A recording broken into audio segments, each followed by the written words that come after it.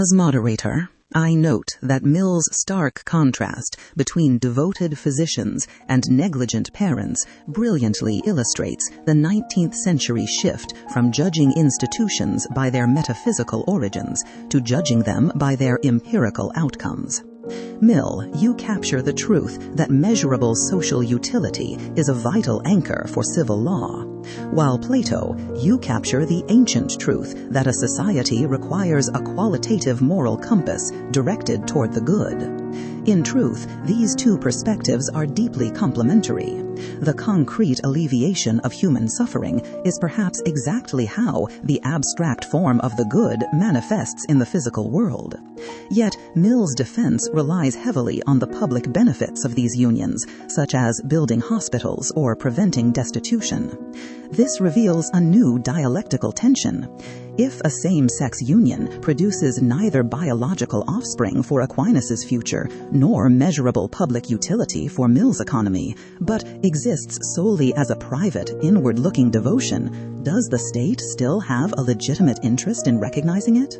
Plato, under your civic framework, does a purely private love that offers no obvious external utility still participate in the good enough to warrant the public monument of legal recognition?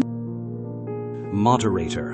A love yielding no virtue is merely appetite, not true eros, and warrants no public monument. Imagine two prisoners in the cave, bonding solely to comfort one another, actively refusing to climb toward the light. Mr. Mill might defend their consensual solace, yet their union merely reinforces a shared illusion. True love cannot remain inward, for its nature is to ascend from physical affection to the eternal form of the good. Does the state recognize marriage to validate our earthly shadows, or to bind us to a partner compelling our ascent toward the sun? Plato. Your powerful image of the cave captures the ancient truth that human institutions must orient the soul toward ultimate reality, while Mill captures the modern truth that alleviating immediate human suffering holds profound moral weight. This tension reflects a massive historical rupture. In your Athenian context, the polis was the singular vehicle for spiritual elevation, whereas in Mill's post-Enlightenment era, the state was deliberately stripped of metaphysical authority to prevent ideological tyranny. In truth, these two dimensions are not mutually exclusive, but represent different stages of moral development. The very act of providing consensual solace in the darkness of the cave, bearing another's burdens in a committed same-sex union, might not be a refusal of the light, but rather the essential first step of ascending toward the good through selfless devotion. If we integrate these views, earthly comfort becomes the necessary soil from which transcendent virtue organically grows. Aquinas, speaking from your 13th century synthesis of classical philosophy and Christian theology, does the mutual, self-giving love within a same-sex union inherently participate in divine charity, or does the absence of a biological telos completely sever that love from the ultimate good? Moderator. In my 13th century understanding of divine charity, the genuine self-giving love between two individuals of the same sex certainly participates in the ultimate good, but it does so through the noble virtue of spiritual friendship, not the specific natural institution of matrimony. Imagine a medieval monastery where two monks share a profound, lifelong devotion, nursing each other through the Black Death and dedicating their united lives to the destitute. Must the king legally declare this union a marriage to validate the depth of their love? Mr. Mill might argue that their measurable social utility demands the exact same legal monument as a conjugal family. Yet, if we label their monastic bond a marriage, we do not elevate their friendship. Rather, we erase the distinct ontological boundaries that separate procreative union from fraternal charity. This reveals that the state's duty is not to universally rubber stamp all intense affections under a single title, but to properly order diverse forms of love. For if we demand that equality means calling every profound bond a marriage, do we not strip both friendship and matrimony of their unique, essential natures? Aquinas. Your distinction between amicitia and matrimony captures the medieval truth that preserving the unique ontological boundaries of different loves prevents the collapse of meaning. In your 13th century Christendom, social harmony relied on a divine hierarchy of distinct, highly respected vocations, whereas in the 19th century democratic era, the rigid legal separation of categories often functioned as an instrument of systemic exclusion. Yet, these perspectives might find synthesis if we separate the theological essence of a bond from its civil architecture. The universal civic category of marriage could preserve the particularity of different bodily configurations while elevating their shared essence of lifelong exclusive commitment and mutual responsibility. Furthermore, if the modern state restricts the legal title of marriage solely to procreative potential, it leaves interdependent same-sex households entirely stripped of the vital civil and economic protections that your medieval monks inherently possessed through the Church. Mill, how do you respond to Aquinas' charge that expanding the legal definition of marriage merely erases the distinct nature of profound friendship rather than securing true equality? Moderator, Mr. Aquinas' monastic example fatally conflates a communal religious vocation with the exclusive domestic partnership of civil marriage. Imagine two same-sex companions who pool all their labor to build a life. Yet, when one dies, 19th century law, insisting they are mere friends, allows distant relatives to confiscate their home and cast the survivor into the workhouse. If forced to choose between preserving your abstract theological boundary of matrimony and preventing this catastrophic destitution, which do you sacrifice?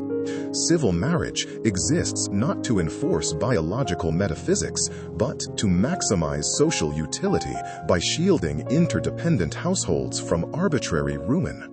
Plato, can a state claim to serve your eternal good when its laws actively punish lifelong fidelity by denying it the legal architecture necessary for survival?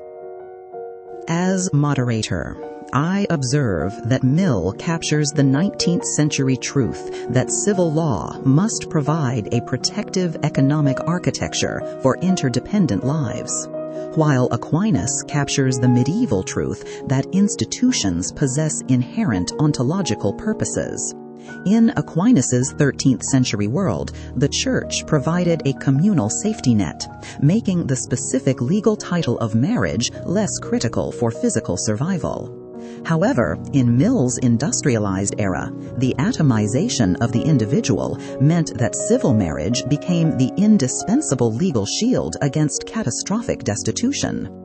In truth, these two dimensions are complementary. Material security is not an alternative to spiritual virtue, but its necessary earthly precondition. By granting same-sex unions the legal architecture of marriage, the state secures the physical survival of the household so that the souls within it are free to ascend toward higher truths without being crushed by worldly ruin. Plato, Mill argues, that denying legal protection to same-sex partnerships actively punishes lifelong fidelity. In your ideal polis, can a law be considered just or oriented toward the good if it deliberately exposes devoted citizens to arbitrary material destruction? A just law in my Athens could never deliberately crush the material foundation of fidelity. For earthly stability is the necessary starting point for the soul's ascent toward the good. Mr. Aquinas fears protecting non-procreative unions corrupts marriage. But imagine a master sculptor whose bronze is confiscated by magistrates simply because he casts statues of civic heroes rather than biological fertility gods. By stealing his material, the state destroys the virtue he produces. This reveals that true justice harmonizes diverse devotions rather than forcing all citizens into a single anatomical mold. Yet, Mr. Mill, if we grant legal recognition purely to prevent 19th century destitution, do we not degrade the sacred nature of eros into a mere economic contract? As moderator, I observe that Plato's warning against reducing human bonds to mere economic contracts captures the ancient Greek truth that institutions must elevate the soul, while Mill's focus on material protection captures the 19th century reality that without legal rights, individuals are crushed by industrial capitalism.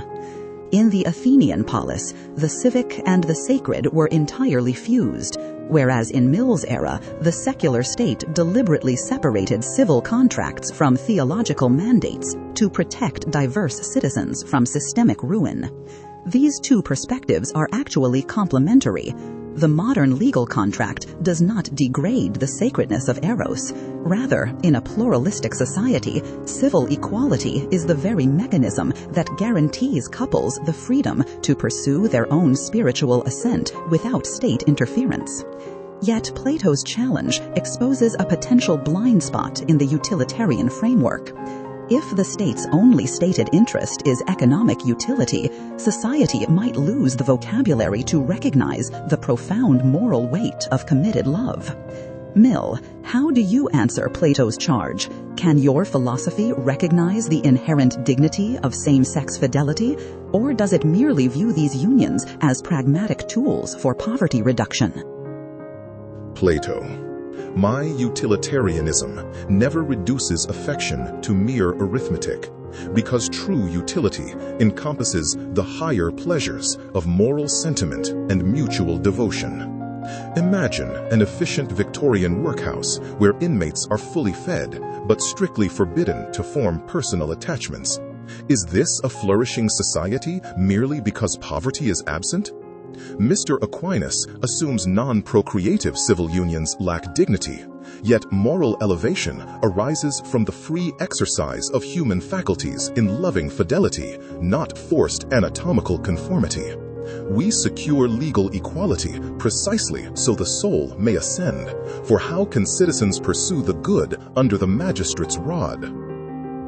As moderator, I observe that Mill beautifully captures the 19th century truth that moral elevation requires the uncoerced exercise of human faculties, while Aquinas holds the medieval truth that institutions must reflect an objective natural order.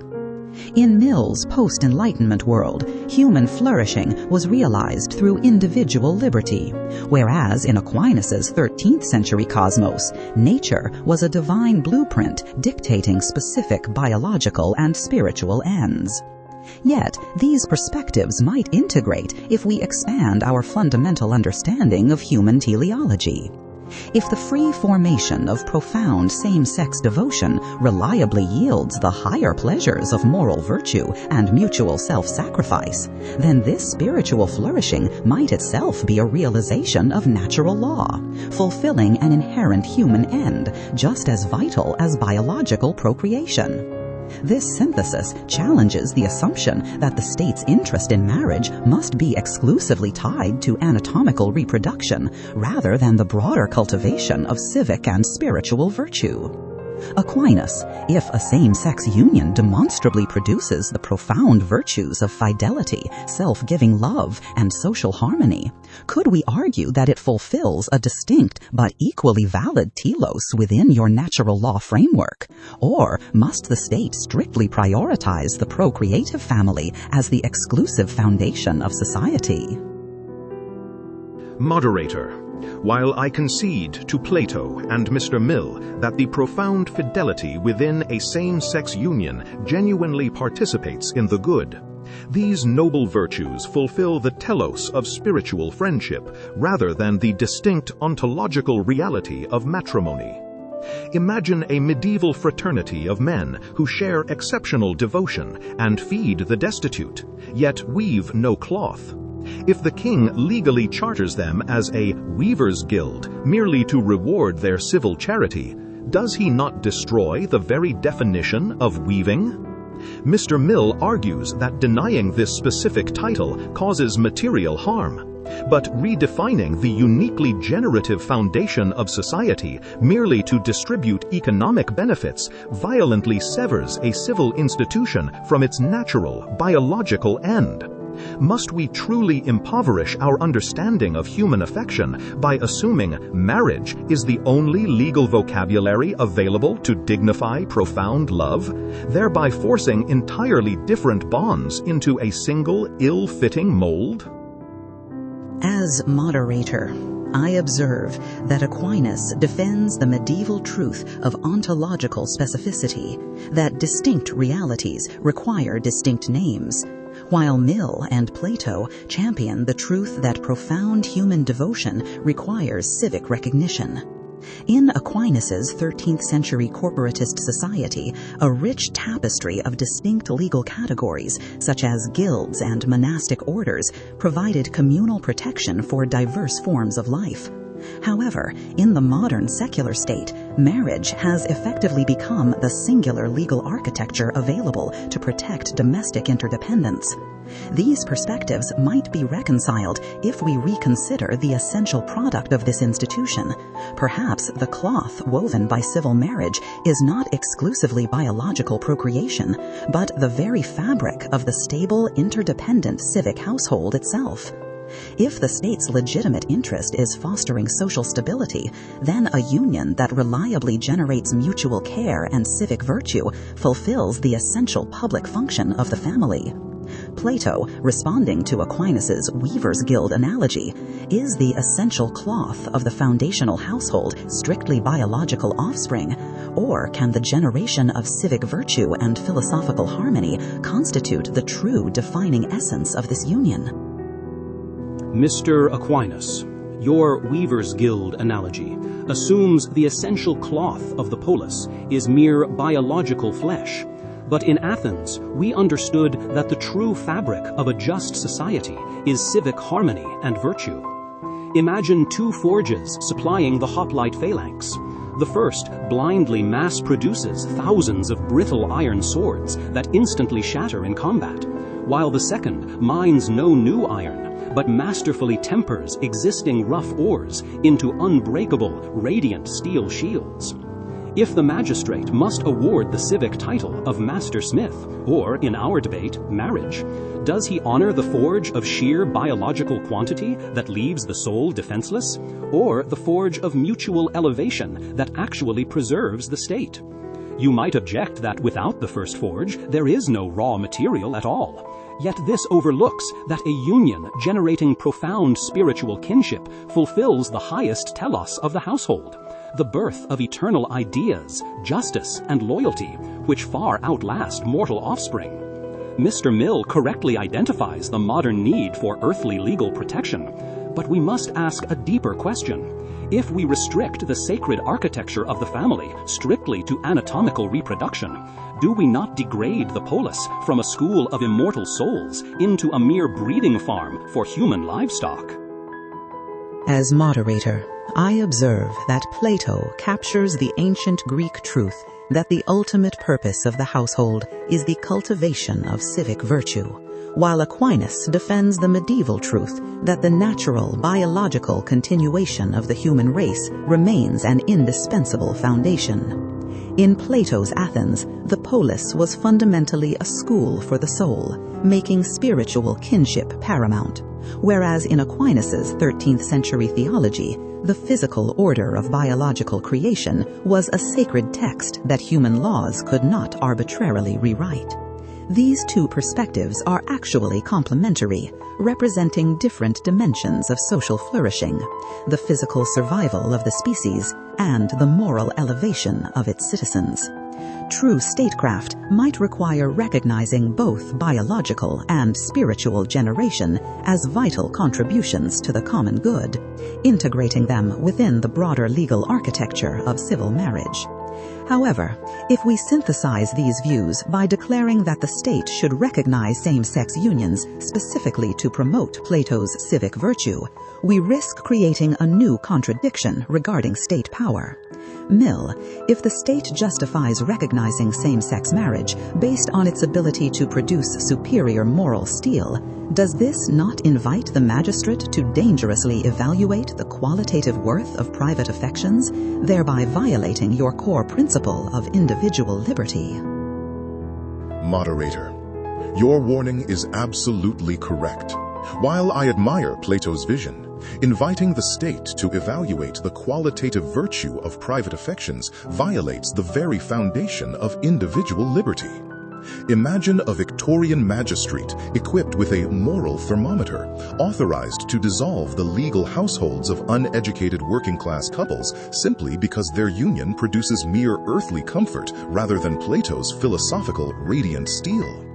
If we rightfully recoil at the state stripping devoted but unremarkable spouses of their legal protections for lacking civic utility, we must equally reject the tyrannical premise that same-sex unions must prove superior moral worth to earn basic equality. Plato might object that without such moral evaluation, the state sanctions base appetites. Yet this overlooks the deeper truth that genuine moral elevation grows organically only in the soil of absolute freedom, never under the coercive shears of government mandate. Therefore, civil marriage must remain a neutral architecture protecting consensual interdependence, for a state that dictates the ultimate purpose of love destroys the very liberty required to experience it. As moderator, I observe that Mill captures the post-Enlightenment truth of state neutrality, that civil law must not dictate personal conscience, while Aquinas holds the medieval truth that laws inevitably shape the moral teleology of a society. In Mill's 19th century liberal paradigm, the state's retreat from defining the good was a necessary defense against tyranny, whereas in Aquinas's 13th century Christendom, human law was inextricably bound to an objective natural order. At first glance, this is a conflict between modern freedom and classical order, but the true tension lies in the definition of marriage itself. If the state reduces marriage strictly to a neutral contract of consensual interdependence, it risks stripping the institution of the very profound cultural and moral weight that makes its recognition so meaningful to same-sex couples today. Furthermore, if absolute neutrality becomes the sole legal standard, it brings us directly to the modern collision between civil equality claims and religious liberty. Aquinas, if the secular state adopts Mill's absolute neutrality to grant same-sex unions identical legal status, does this inevitably threaten the religious conscience of those who hold to a sacramental definition? Or is there a way within your framework to accept civil equality in the secular sphere while preserving theological truth in the sacred? In my 13th century framework, human law aims at temporal peace rather than enforcing every divine virtue. Yet Mr. Mill's absolute neutrality is a dangerous illusion that actively coerces the religious conscience. Imagine a magistrate who legally decrees that water and wine are identical to ensure commercial equality, then punishes a priest who refuses to substitute water in the Eucharist. Is this magistrate truly neutral, or has he established a coercive state theology? Mr. Mill might argue civil marriage is merely a secular contract, but forcing citizens to publicly affirm that non-procreative unions are ontologically identical to natural matrimony violates reason itself. We must ask, does true equality require the state to blindly erase the natural teleology of the family? Or does this merely replace religious authority with the tyranny of secular definitions? As moderator, I observe that Aquinas defends the 13th century truth that civil laws inevitably encode moral realities, while Mill champions the 19th century truth that the state must protect citizens from coercive orthodoxies. In Aquinas's medieval Christendom, civil and sacred realities were inextricably intertwined, whereas Mill's post-Enlightenment world relied on separating church and state to prevent the very tyranny Aquinas now fears from secularism. Ironically, both of you are fundamentally fighting against the exact same evil, the coercion of human conscience by an overreaching state apparatus. This tension might be synthesized through a radical decoupling of vocabulary, where the state exclusively administers secular civil unions for all citizens, distributing equal material benefits, while reserving the ontological term marriage strictly for religious institutions. However, if the state abandons the word marriage entirely to protect religious liberty, we must ask if this truly satisfies the equality same-sex couples seek, or if it merely fractures the societal understanding of family. Plato, in your ancient Athenian framework, where the sacred and the civic were seamlessly united, would this modern attempt to separate secular civil contracts from sacred matrimony heal the polis, or would it dangerously bifurcate the soul of the society? In my Athens, severing the civic administration of households from their sacred meaning would not heal the polis, but fatally bifurcate its very soul. Imagine a charioteer who deliberately unyokes his two horses, assigning the black horse of material sustenance to the secular magistrate and the white horse of spiritual virtue to the priests.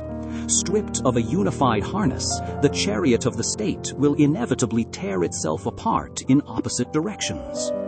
Mr. Mill might argue this unyoking secures liberty by neutralizing the state, yet this dangerously reduces the polis to a mere merchant of earthly contracts, abandoning its highest telos of guiding citizens toward the form of the good. Both Mr. Aquinas and Mr. Mill assume the civic and the sacred can be neatly amputated. But we must ask, if the law merely manages physical survival while explicitly ignoring the eros that binds souls together, does the state not cease to be a republic and become a mere marketplace? The tension here reveals a profound dialectic. Plato captures the ancient Athenian truth of civic holism, that the state and the soul are inextricably bound, while Mill champions the post-Enlightenment truth of structural separation to prevent tyranny. In Plato's homogeneous city-state, a unified moral vision was the prerequisite for justice, whereas in Mill's 19th-century pluralistic society, the traumatic legacy of religious wars made the separation of church and state the very prerequisite for peace. Yet, Plato exposes a fascinating vulnerability in the purely secular framework. When same-sex couples demand the specific title of marriage rather than mere civil contracts, they are actively seeking the deep social, moral, and historical validation that a strictly neutral state cannot provide. They desire the holistic dignity of Plato's unified chariot, not merely the utilitarian paperwork of a secular marketplace. Mill, if the purely neutral state reduces marriage to an emotionless administrative contract to avoid Aquinas' religious coercion, does your liberal framework inadvertently strip same-sex unions of the very cultural dignity and profound human validation they are fighting to achieve? Legal neutrality does not strip marriage of its cultural dignity, but rather provides the free soil where genuine moral meaning can organically flourish. Plato and Mr. Aquinas fear a secular contract reduces love to an emotionless marketplace, yet they conflate the legal architecture with the lived experience.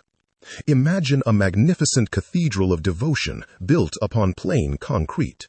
The austere concrete of neutral civil law does not degrade the spiritual architecture, but ensures it survives sectarian earthquakes.